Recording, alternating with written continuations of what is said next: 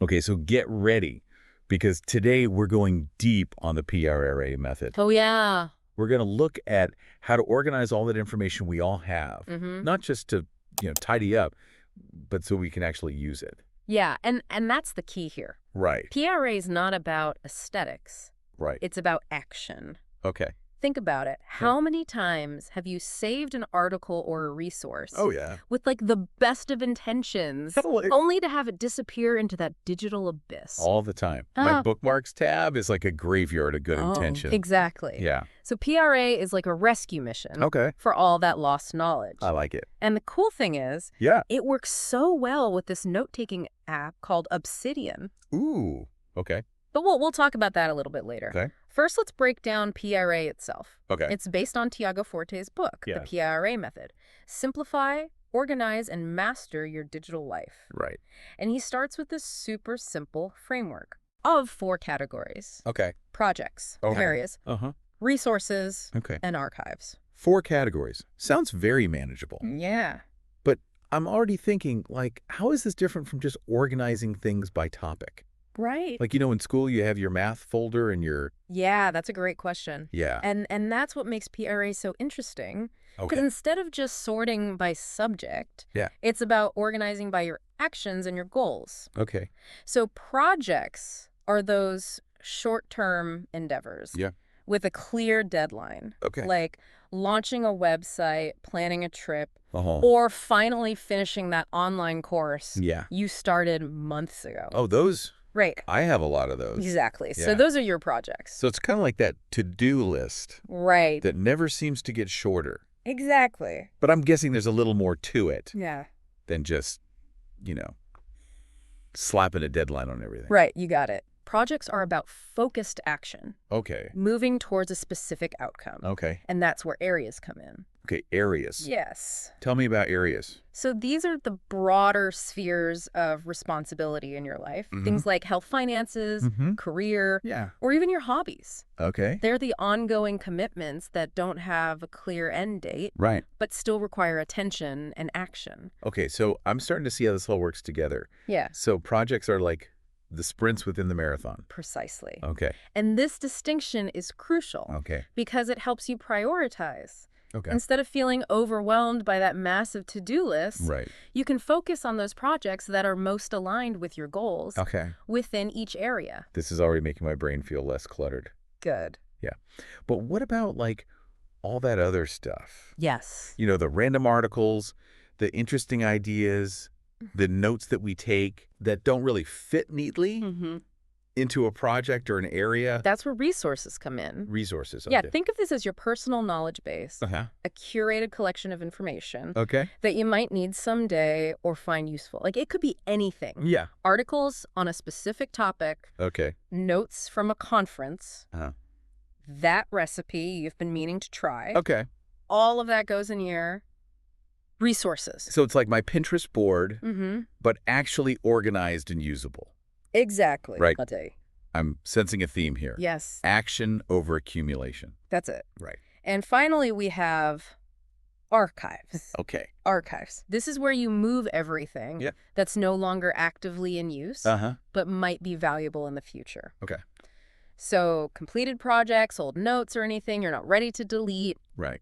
But don't need immediate access to. So it's like that storage unit we all have. Right. Filled with stuff we're convinced we'll need someday, but probably never will. Yes, exactly. But I'm guessing PRA has a more intentional approach. Absolutely. Okay. The key with archives is to have a system for moving things in and out. Okay. So it doesn't become like a black hole of forgotten information. Okay. And this is where Obsidian really shines.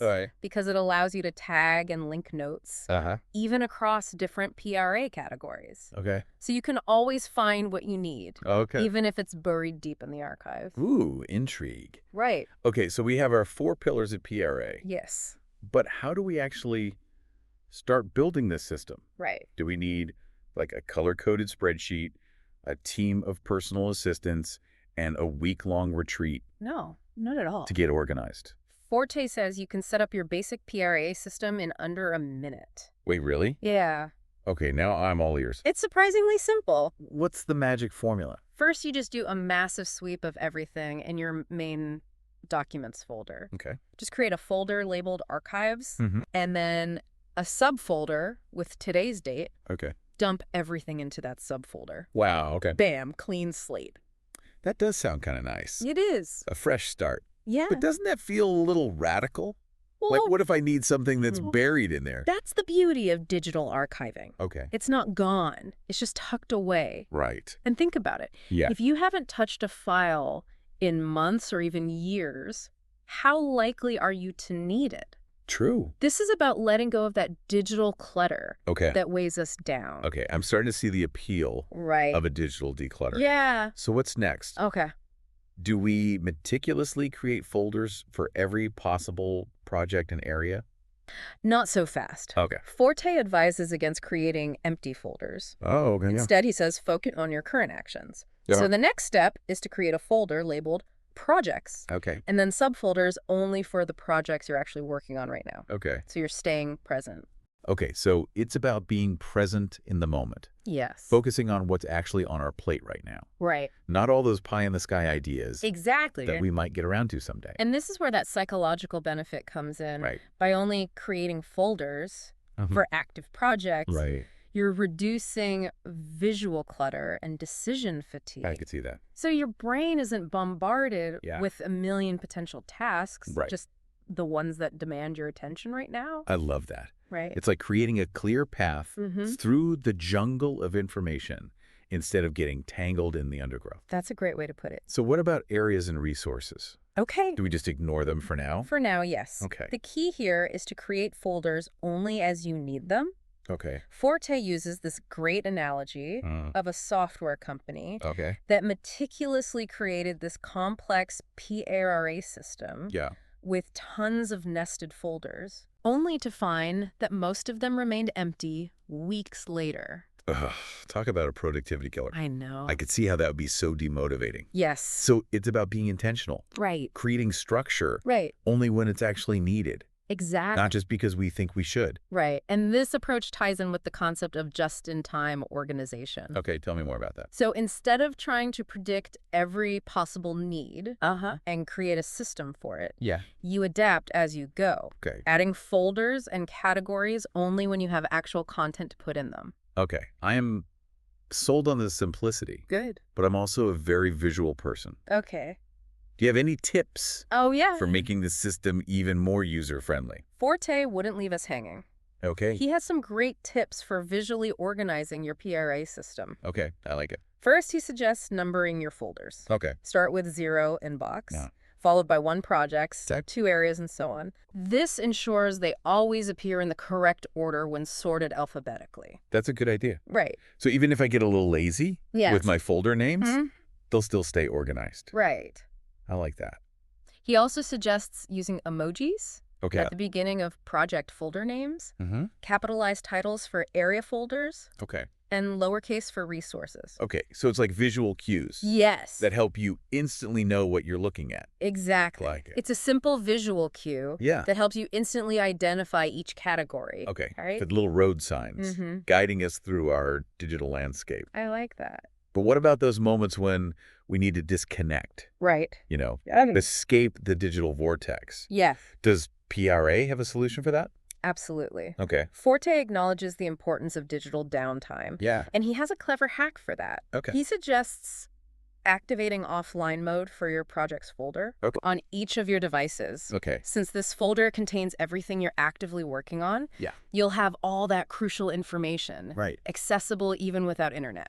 That is brilliant. Right. It's like creating a portable workspace. Exactly. Free from the distractions of the online world. Right. And since your projects folder is typically the smallest of the 4. Yeah, that's true. It's easy to download and have readily available. No more excuses for getting sidetracked by those endless notifications and social media feeds. Yeah, it's so easy to get sucked in. It is. And I imagine this is like a lifesaver. Yes. When traveling or dealing with like unreliable internet access. Exactly. You don't want to be stuck without access to important information. It's about being prepared. Yeah. And staying focused no matter where you are. I like it. And speaking of being prepared, Forte is adamant about the importance of backups. Oh, Right, backups, like the digital safety net, Yes. making sure all of our hard work doesn't just vanish. Exactly. But isn't that handled automatically with cloud-based storage? Cloud storage is great. Yeah. But it's always wise to have a secondary backup. Okay. Especially for files that are stored locally on your computer. Forte recommends using a cloud backup service or setting a regular reminder to back up to an external hard drive.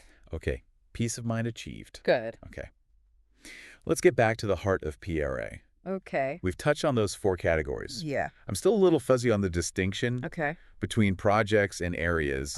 They both seem to involve actions and goals. Right. So how do we know where something belongs? That's where Forte's insights from David Allen's Getting Things Done, GTD, methodology come in. Okay. He emphasizes that a project must have a clear outcome. Okay. Something you're aiming to achieve and a deadline. Okay. Even if it's self-imposed. Okay. So it's about creating that sense of urgency. Yes. That forward momentum. Exactly. It's not just something I'm working on indefinitely. Right. It's something I'm actively moving towards completing. Exactly. Okay. And this distinction helps you break down those potentially overwhelming areas of responsibility into manageable chunks. Okay. He gives the example of an executive who mistook areas like hiring or strategic planning for actual projects. Oh, I've totally done that. Right. Like my project is to get healthy? Yeah. But that's an ongoing area. Exactly. Not a specific project. Right. It needs to be broken down into smaller, actionable steps. Until you define those concrete outcomes. Okay. You can't truly track your progress. Okay, so like run a 5K or meal prep every Sunday. Exactly. Those are projects within the area of health. Precisely. Okay. So you can't connect those daily efforts to those larger goals. Projects are like those stepping stones that help us navigate those broader areas of our lives. Forte points out that many of us naturally gravitate towards one or the other. Okay. We're either project people who thrive on those short bursts of intense effort or area people who excel at the long game. Yeah, I'm definitely a project person. Okay. Give me a deadline and I'm all in. Right. But maintaining those areas, that's where I tend to falter. And that's the beauty of PARA. Yeah.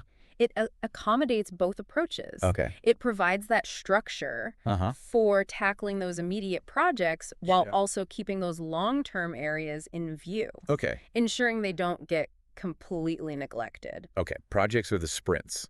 Areas are the marathon. Yes. Got it. Good. But what about resources? Okay. Where do they fit into all of this? Right. And how are they different from areas? Since they can both involve a specific topic or interest. That's a great question. Yeah. It comes down to your level of responsibility. Okay. Think of areas as those roles you play in your work and life. Yeah. Manager. Okay. Parent partner. Volunteer. Right. They require ongoing attention and have a certain standard you're striving to uphold. Okay, so areas are like those core aspects of our identity, the things that we're actively managing and contributing to on an ongoing basis. Yes. Whereas resources are more like those interests, curiosities, and passions that we're exploring, but not necessarily responsible for in the same way. Right. Okay. They could be anything from learning a new language to researching a historical event to, you know, that collection of quirky trivia you love to share. Right, okay. Yeah. So it's about being mindful of our energy and bandwidth. Yes. Not trying to take on everything at once. Right. Like, I'm fascinated by astrophysics, but I'm not going to add become an astrophysicist as an area of responsibility right now. Exactly. It's more of a resource I could dip into as time and interest allow. And Forte intentionally uses the term resources. Okay. To emphasize their potential utility. Okay. It's not just about accumulating random bits of information. Right. It's about curating a collection of knowledge that can be helpful and valuable to you in the future. I love that. Right. It's like we're creating our own personal libraries filled with books we've actually read. Yes. And can reference when needed. Exactly. Not just those dusty tomes we've always meant to get to. And another distinction is that areas tend to be more private. Okay. Reflecting your personal responsibilities, whereas resources are often more shareable. Oh, okay. So my finances area probably stays under wraps. Yes. But my gardening tips resource folder, that's something I could easily share. with friends or colleagues who have similar interests. Exactly. This distinction encourages you to be more deliberate about what you curate and share, both with yourself and with others. Okay, so we've got our projects, areas, resources, and archives. Yes. All neatly categorized, at least in theory. Right. Let's talk about the reality of actually using this system. All right. It seems pretty straightforward, but I'm guessing there are some nuances. Yeah. And potential pitfalls. You're right. It's not just about setting up the folders and calling it a day. Right. The real magic of PARA lies in its dynamism. Dynamism. Okay, so tell me more about that. So it's not about finding that one perfect spot for each piece of information and then never touching it again. Okay, it's a little more fluid than that. Yes, definitely not. Okay. Forte emphasizes that your relationship with information is constantly evolving. Right.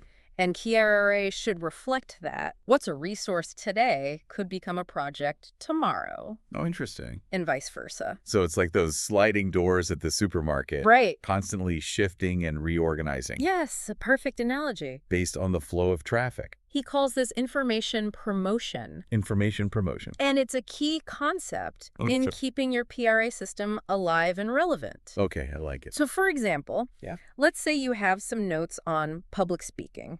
Tucked away in your resources folder. Probably filed under communication skills or personal development. Exactly. Right. But then you get asked to give a presentation at work. Okay. Yeah. And suddenly those notes become super relevant. Right. You might move them from your resources folder to a new area folder called work projects. Okay. Or even into a project folder. Okay. Specifically for that presentation. So the information gets promoted. Yes. To a more prominent position. Exactly. As its relevance increases. And then maybe after the presentation, those notes get demoted back down to the archives.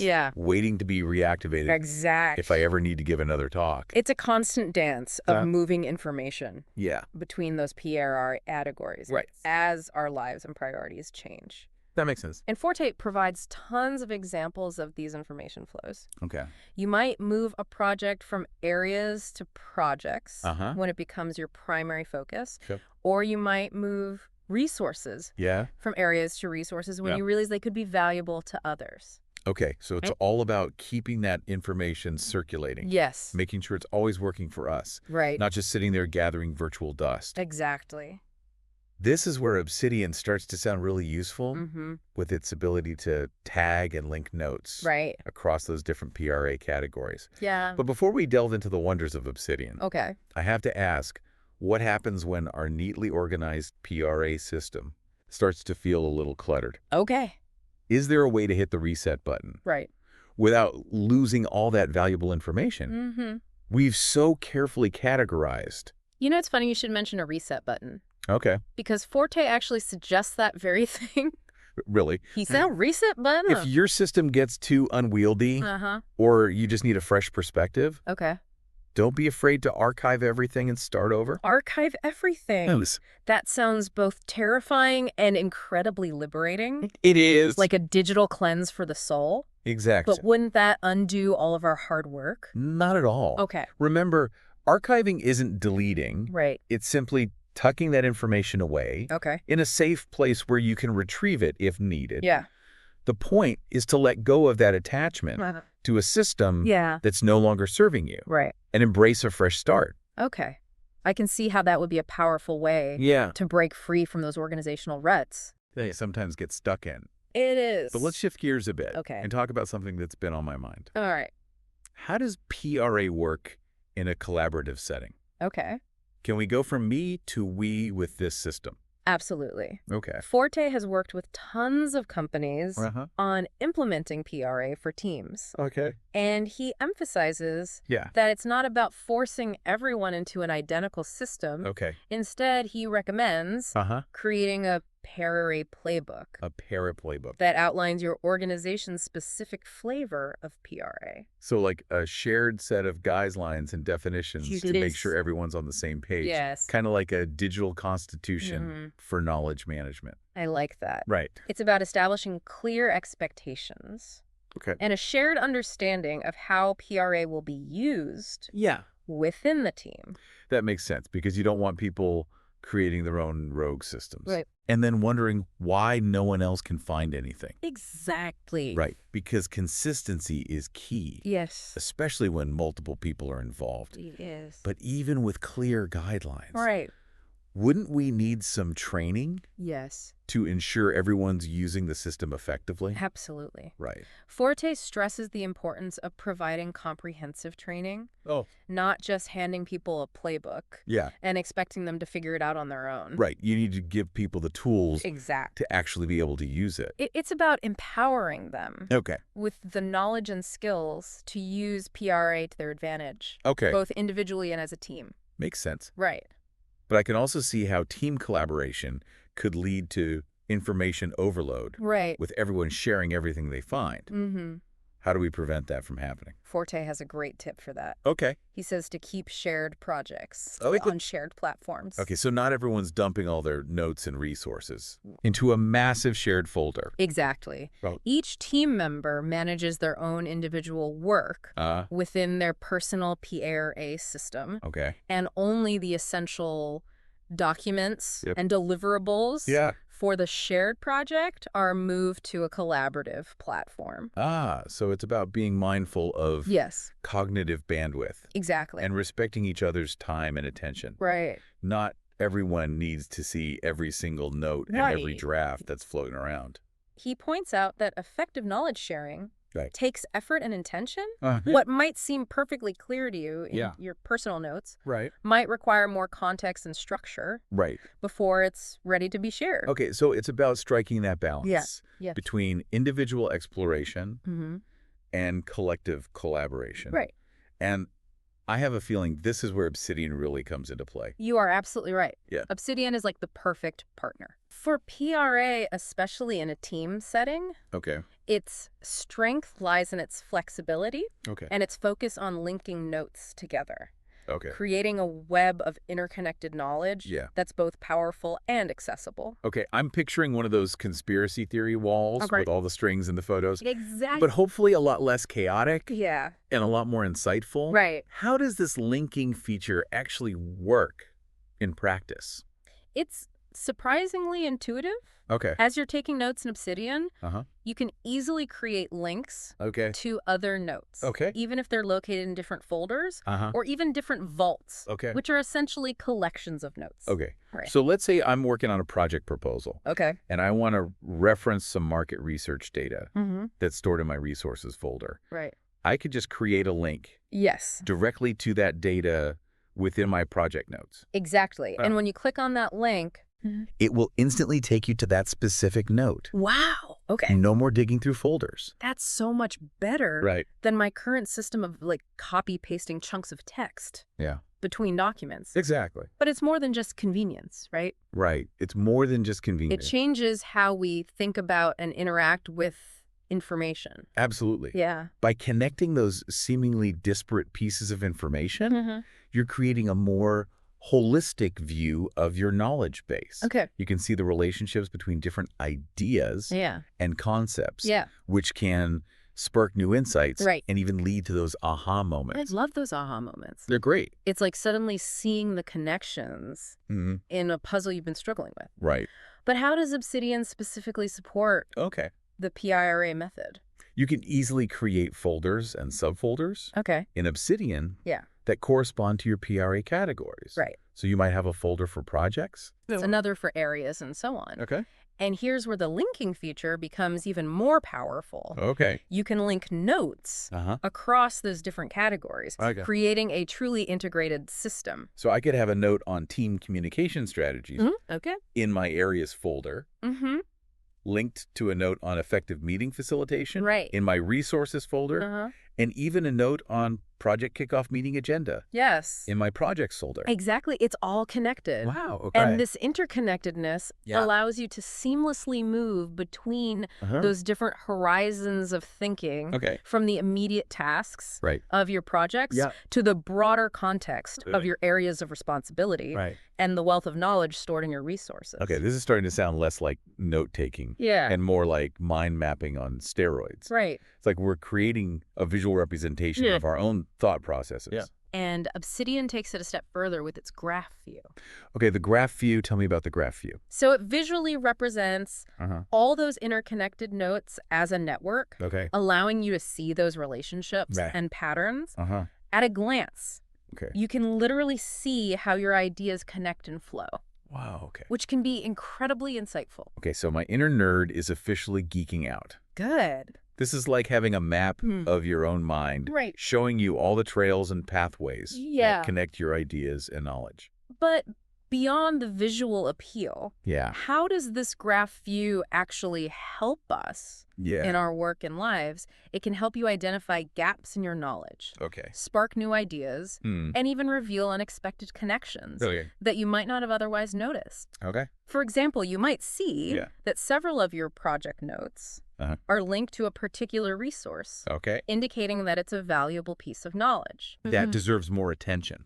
Okay, so it's not just about organizing information. It's about using that organization to fuel our creativity, our problem-solving abilities, and even personal growth. Exactly. And that's the beauty of combining PRA with a tool like Obsidian.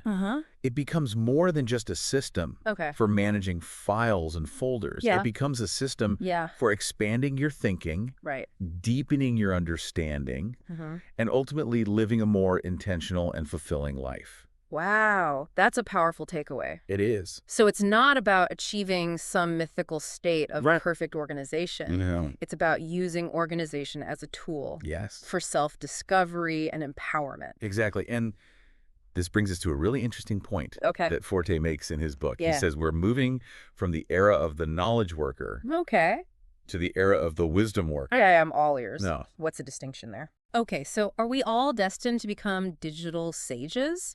Not necessarily sages, but definitely more discerning and intentional in how we use information.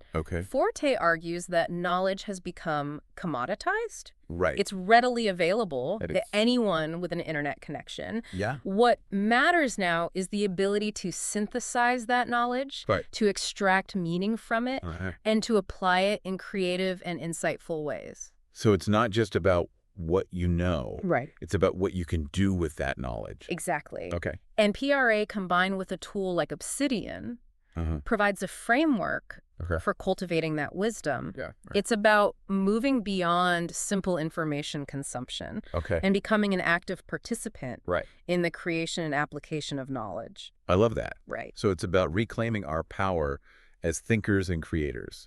Not just passive consumers of information. Precisely. And Forte challenges us to think about those dreams we've been putting off, those aspirations that we've told ourselves we're not ready for yet. He suggests that we're likely more prepared than we realize, and that PRA can provide the structure and support to help us take those first steps. That's inspiring. It's like that saying, the best time to plant a tree was 20 years ago. The second best time is now. Exactly. And by organizing our knowledge and aligning our actions with our goals, we create the space and momentum to pursue those dreams that truly light us up. Well, I think we've given our listeners plenty to chew on today. I think so, too. From the simple yet powerful principles of PRA to the mind-expanding possibilities of Obsidian. It's clear that organization isn't just about tidying up our digital lives. It's about empowering ourselves to think better, work smarter. And ultimately live more fulfilling lives. Couldn't have said it better myself. And remember, this is just the beginning of your journey. Experiment, play around, and most importantly, find what works for you. Exactly. There's no one right way to implement PRA. Or use Obsidian. The key is to embrace those tools that resonate with your thinking style and support your unique goals and aspirations. Love that. So go forth, fellow knowledge explorers. And may your digital lives be filled with purpose, clarity, and a sprinkle of that PRA magic. A little PRA magic. And until next time, keep diving deep.